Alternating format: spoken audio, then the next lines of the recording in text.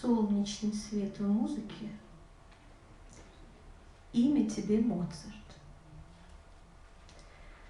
Эти слова принадлежат русскому пианисту и композитору Антону Григорьевичу Рубинштейну.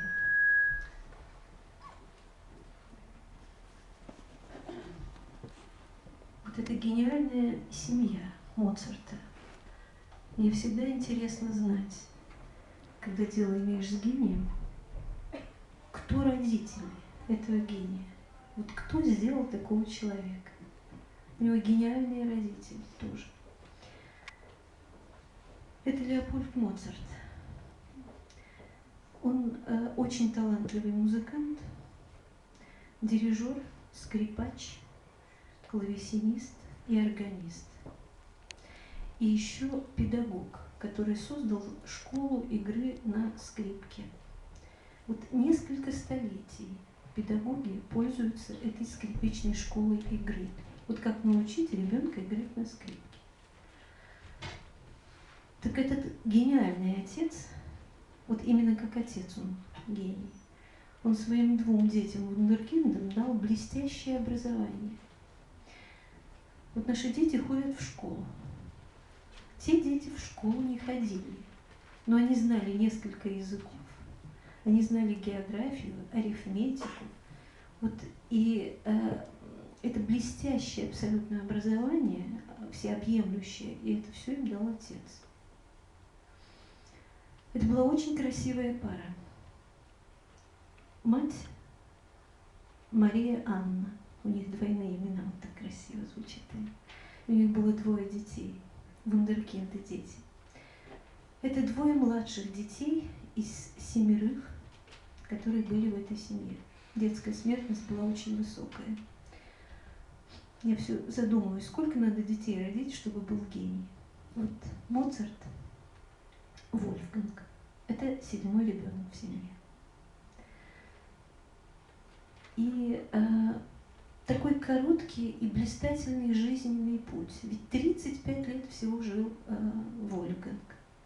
И за 35 лет он создал себе имя, которое не исчезнет до тех пор, пока на свете существуют чувствительные души. Но это мы с вами, чувствительные души. Вот. А слова эти принадлежат писателю Стендалю.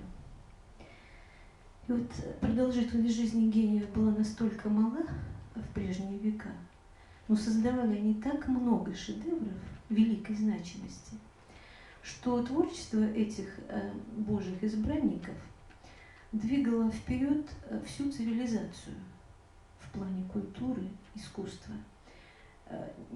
Это касается не только их страны, где они вот родились и выросли, а вообще мировой культуры.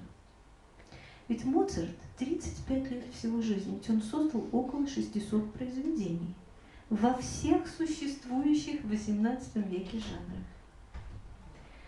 Это и концерты, и симфонии, и сонаты для разных инструментов, квартеты, песни и духовная музыка. Кем был сам-то Моцарт? Ну, он повторил разнообразие умений своего отца. Он был дирижером, дирижировал сам своими операми. Он клавесинист, он органист и он скрипач. Его сестра старше была его всего на 4 года. И вот они путешествовали по всем таким культурным центрам Европы, начиная с 6 лет Моцарта. Вот в 6 лет маленький ребенок, он был очень маленького роста всегда, и взрослым человеком он тоже обладал маленькими размерами, миниатюрный такой.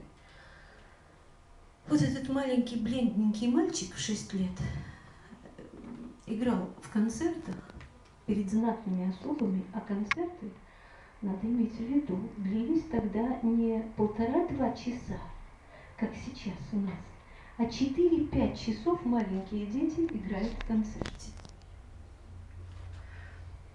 Детство было очень сложным, ведь это путешествия длительные, разные погоды, дети болели, они перенесли страшные заболевания, брюшной тиф, от которого чуть не умерла сестра, вот в этой поездке сестра Моцарта, Вольфганга, Нанеры ее звали. Ну, Господь Бог знает, кому подарить жизнь все-таки, брюшной тиф. Черная оспа, оба болели, ну, правда, в легкой форме. И что они играли? Труднейшие произведения. Моцарт ведь маленький. Моцарт стал сочинять с 4 лет. А в 10 лет ему уже давали заказы на сочинение опер. Его оперы 10-летнего Моцарта с успехом шли в оперный театр. Вот солнечная музыка Моцарта и первое произведение, которое вы услышите, это ре-мажорная соната, первая часть. Вы вот услышите, как мелодии, мы их называем, музыканты их называют голосами, как они, перекликаясь, вот догоняют как будто бы друг друга. Это светлое произведение, и сыграет его Вероника Лисовина.